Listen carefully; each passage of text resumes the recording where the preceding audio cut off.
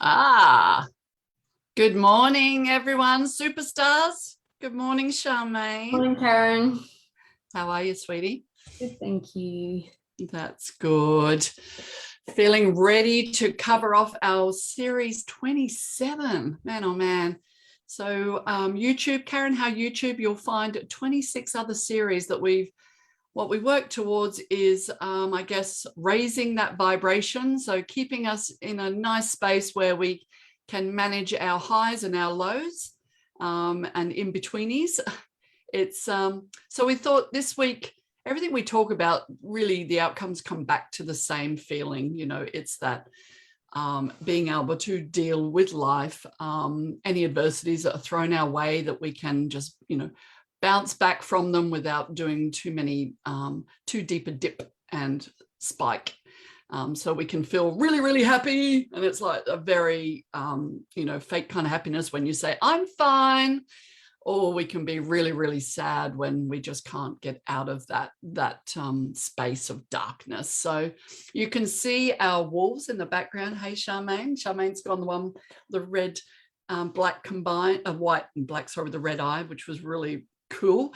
And I've gone the two facing each other. So we talked about this last week, and it's the yin and yang. You can't have one without the other. Right now we're seeing a lot of darkness, and we know that. This is a time where we say, when adversity hits, no matter what it is that's going on out there in the world, being able to just stay strong and true in ourselves, and to be able to manage those and cope with those difficult times or crises that are thrown our way, no matter what it is, whether it's a relationship breakup, whether it's a loss of job, whether it's COVID-19, whether it's whatever is going on that's making us feel very uncomfortable and scared, pretty much. Would you agree, Charmaine? Yeah, we need both sides. We need the light and the dark to balance us out, to keep balanced and That's it. So I guess what I was going to bring in at this part is to look around you and ask what's solid in your life. Now, you may think of that as bricks and mortar, and you go, well, I'm just about to lose my house, Karen, so there's really nothing left, nothing solid in my life. But what we need to come back to is that we always have food or air, and air, I'd like to think. Our true nature, our soul essence, can never be taken from us. And I want to bring in an example. And the example is around music, because that's just amazing. But Green Day, they were very popular in their day, not super famous. They had loyal fans, not in the millions. But one day they became super popular and lost their true essence, lost who they were. They sold out to, a bigger company. They lost some of their loyal fans because they changed and they didn't stay true to themselves. Now, that's just an example of, they sold out a bit of their soul, sold out of soul. So the point of us saying this is that everyone has a price. So when there's fear of losing stability, and you sell out for money or sell out for something, it's a false kind of freedom. And that's what we're seeing a little bit now. So if you keep staying true, because you'll always be offered something, you'll always be drawn in to a false sense of security. But if you stay true, you want to be able to imagine your kids in years' time that you've taught them these values, to be true, to speak out if something's not right, and to stand up for yourself. So welcome and thanks for joining us. That was quite a long opening. We're part of the Reconnection project. So being all about being connected rather than disconnected. I'm Karen Howe. For those that don't know me, I'm very passionate. I love inspiring as many globally that I can reach, and I want to see them reach their full human potential, to leave them feeling more alive, the feeling of enabled rather than that feeling of disabled, to think outside of the box, what we just talked about there, to stand in our own truth, no matter what the cost. I recently published my book, Reclaim Your Life, as that's what I just did. And I spoke the truth, no matter the cost, even no matter what my family thought about my book, because there was some mention of my life, my story, but I was prepared for that. So I just wanted to stay in that harmonized head and heart harmonization, which is I was feeding the right wolf. So we'll talk about that a bit later. So Charmaine, over to you, honey, about what you do, and I'll let you do a bit of talking. Yeah, I'm the same. I'm a feng shui consultant, so initially working with energy and learning to balance your energy, not just your home, but I'm also an activist for humanity's awakening, and it's all about connecting your heart with your head and feeding the two wolves equally, and about balancing your energy in life. So what we're all about, what I'm passionate about, is the balance. And in these moments of darkness, if you can remember that we do need the darkness, but we need the light as well. So, great ways to ground yourself in the present moment and just take stock of what's around you, but sort of zoom out and see the big picture. When you live in the now and you're having gratitude and compassion and allow your intuition, which is your connectedness to source, if you allow that to grow and harmonize, and we do this by,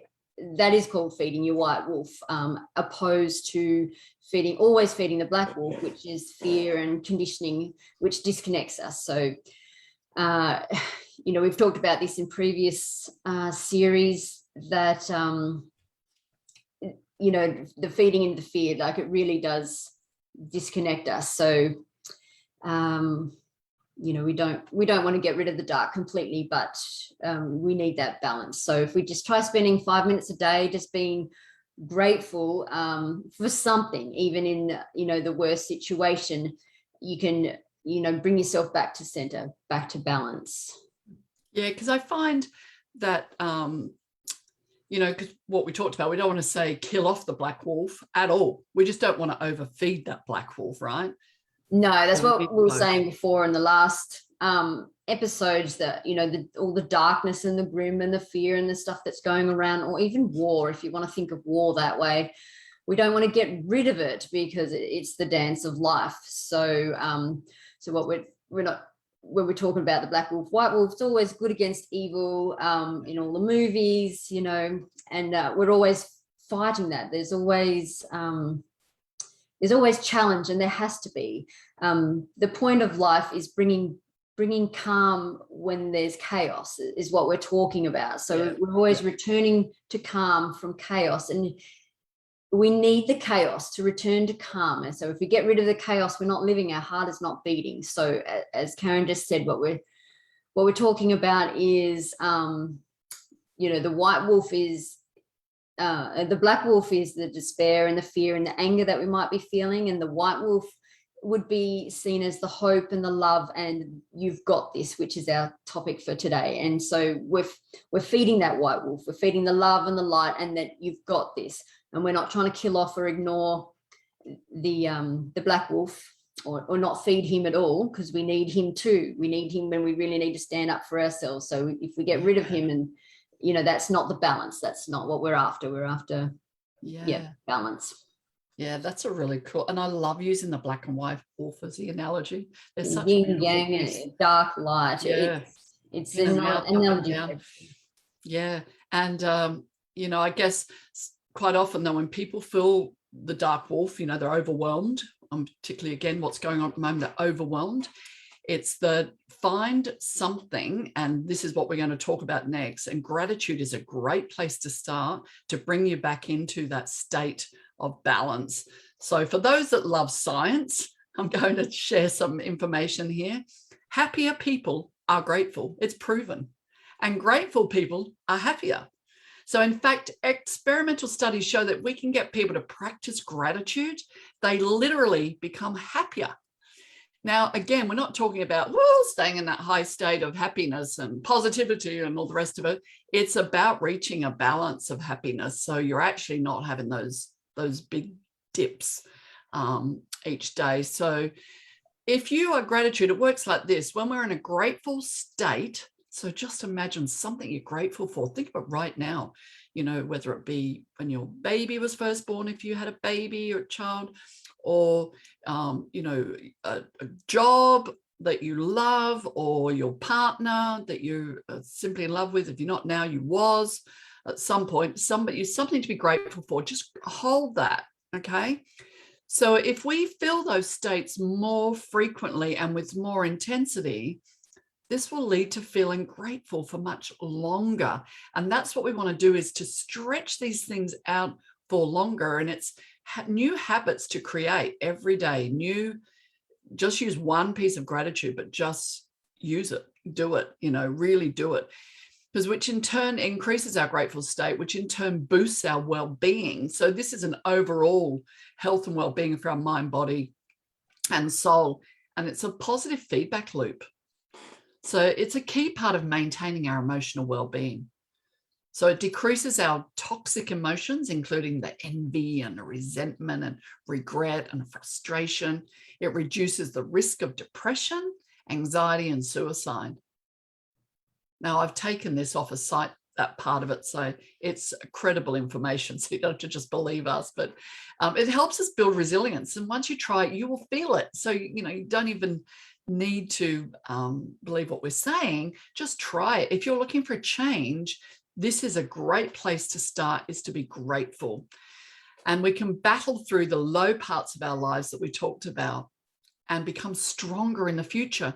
So when something hits us really hard, we imagine like a tree in the ground with some really strong roots, and you instead of doing this, flopping around, which is what happens to many of us, we're like, strong. We can do this. We've got this. You have got this. So you might just have a little movement, and that's the dealing with the balance. And some days just goes to shit, trust me. So, but it is going to make you stronger and stronger, but you have to apply it. You have to work at this. Yes, you have to work at this. Most important. Sorry. I think it's a bit like being like water, they say. Use that, yeah. Yeah, like it's sort of, water flows around obstacles. It goes over, it goes under, and when there's rocks and blockages in the stream, it's just ducking and diving, and it's not getting stuck on the rocks. It's just going around them and diverting and keeping going. So in life, if you can be like water, natural flow, just keeping on flowing and going over and under all the obstacles as they come, but just be like water when they come. Yeah. And sit in that space of gratitude when something hits, even if somebody's something's happened and you don't know how to deal with it, you just like breathe through it and go, I am grateful, because it's not about me. It's just a situation that may have been said, or, something that you took personally, and that wasn't about me. I'm grateful for that person. I care about that person. Sometimes you can just come from different parts in life, because you're always going to have your perspective, your perception, and your beliefs, and they are so powerful. So hang on to those, but know that it's not about you, and be grateful for the person that is in your life that has shown you something. And each of us do that. We take it in turns of doing that. Most importantly, gratitude increases our self-esteem. Grateful people take kindness at face value, and they appreciate it, so they don't just dismiss it. But on the other hand, people with low self-esteem may view the same act with skepticism. So it's like, why are those people always so grateful and just so happy and, receiving and giving, and it's raising something in them that makes them feel uncomfortable. But they, we'll look at it from that angle, which further contributes to that low feeling. So we want to working on that balance. So what I guess we could give you is to say thank you more if you don't already, but say thank you with conviction. Look in the mirror, look at yourself and say, thank you. I love you, and thank you. And thank you for getting me here today through everything I've been through. There should be no regrets. That what's happened has got you to where you are today and built that strength. And let's keep building that strength. Grab a journal, write down, good, bad, or indifferent, write it down. Have a round robin gratitude table. Charmaine and I are talking about doing this actually into the future, and we'll do a webinar and just get people in, a collective group of people, and we can just toss around, what we're grateful for. It's almost like having a meditation session. You can do it on so many levels, but being grateful. And you watch, as soon as you come off a session like that, It's just like dynamo. It's so cool, the feeling that you're left with. And if you do it just before bed, then you sleep like a baby. That's for me anyway. And, you know, when you actually are, and I was talking to Charmaine about this, and she's got a great example. But, you know, like if you want to get started and you think, well, how do I start? Ask yourself, what's the best thing that happened in my day today? What's the worst thing that happened in my day? So you got your black and your white wolf. What's the worst thing? You don't want to dismiss the worst thing. You don't want to go, it didn't happen. I don't want to go there. Go there. If it makes you feel uncomfortable, go there. And what did you learn from the worst thing today? Or what did you see as being good? There'd be something good in there. But what did you, that one good thing in that? So if you just see one good thing, it could be that you're just breathing. We talked about that before, the air. And honestly, these very basic, simple, process is where it began. We didn't have all these distractions that we've got now. So we really need to do more of this. So I was going to, Charmaine, give us that math example that you had with Sienna today. Or yeah, I guess with the gratitude, when you just out of the blue say, okay, what are you grateful for? They might say, oh, my family and my kids and stuff, and they may not have all their heart into it, because of course they're grateful for that kind of things. But when it really has clout is when you're in that dark moment and you've had a really bad day and someone's upset you, or something like that. And then, so instead of seeing all the things that you're grateful for, it's very powerful to just see the one thing in this bad situation. You know, maybe you've lost someone and stuff. And if you can just see one little thing, just the one thing that you are grateful for, and it could be that you're breathing, that you've got the air, or you've got other family around you. So you notice when you're in a crisis, any kind of crisis happens, people pull together, you know, even after 9/11, all those kind of stuff, they notice. The good thing about that is that people come together, and that's the point of this. My story is, you know, my daughter would come home. She came home once. She had the worst day and she felt attacked by her teacher, and they were really telling her that she wasn't smart and that she was pretty stupid, and that they decided to give the whole class this big lecture about being good and not being bad and all this thing. And she said it made her feel really, really low and really bad, a really bad person. And she was really sad and couldn't really see any good point of it, which neither could I at the time. And I said, so that was the worst thing of the day, but what was the best thing about, can you find something that you were grateful for through all the yelling and all the feeling unworthy? And she said, well, one good thing was we didn't have to do any maths. So even if it was just that one little thing that you can find, it helps. It brings you back to center, and you can have a laugh, or it lightens the mood. So just that one little thing.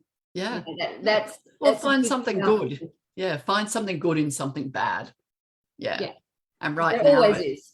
Yep. Right now it's find something good in what's going on, something bad. So just, you know, there is always going to be light at the end of the tunnel, I always say. That's a great story. Thanks, Charmaine. So guys, you're doing better than you think you are. And we're proud. I'm proud, Charmaine. You've got this. Yeah, it's about giving yourself a bit of credit. Yeah, give yourself credit. Give yourself a pat like this. You were born for this. You're born definitely at the right time. So it's just us finding our center and working on that center every day. It's not going to be something that you just do once a week.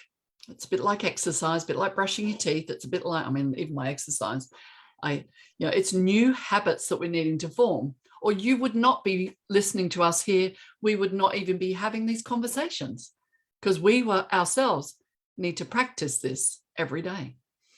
And however we do it, we find our ways, and we do it around gratitude, thanking. I thank people. If I go to a restaurant or cafe or wherever I am, somebody gives something to me, I say, thank you so much. Yeah, me too. Every time you leave a restaurant, you should thank the chefs. Yeah. Like if you can. And it's a real from the heart thank you. Thank you so much. You know, it's not that I'm a customer, I pay good money. It's thank you. You know, every time you notice it when you go into sushi that when you leave, they're all like, bye, thanks. And you always thank the chef. And you think you thank them just because you paid them, but that's, you know, it's more than that. Yeah, it is. It's so much more than that. Yes. Well, that was a pretty good session. Gratitude. If there's anything else, gratitude. Sit in prayer even. You don't have to be religious. Just sit there and in your thoughts and with your hands in gratitude. It's just the love exuberating from your heart that is praying, and you're not going to do that for 20 minutes a day. That's 24/7. You're praying with your heart, and it doesn't stop. No, it doesn't stop. But start with small chunks. You know, start in your mornings. And that's why you hear people do their prayers in the morning and at night. You know, before they go to bed and when they wake up. They're usually the best 2 times of the day. Just spend 5 minutes and start with what was the best thing that happened at the end of the day. What was the best thing that happened today? What was the worst thing? Because you want to talk about both. You don't want to dismiss any one or the other. And no matter what mood the other person's in, still let them know how amazing your day was. Sometimes I know I annoy my husband when he might not be feeling it, and I'm going, today was amazing. You want to exude that energy. While you've got it, share it. That good energy, you know, share it with other people. Don't think, oh gosh, that'll just make them feel worse because they're feeling a bit, you know, down. I mean, sure, you're going to put your hand on their shoulder or give them a hug or, you know, and say, you've got this. You got this. Thanks, Charmaine. Thanks, Karen. Thank you so much. Have a great day, superstars, because you have got this. I know you have. Everything's going to be okay. Feed the 2 wolves. Yeah. Not one more than the other. Not one more than the other. No. And love them both. That's the same as feeding. Love them. Yeah, that's Bye good. for now. See you soon. Bye. Bye.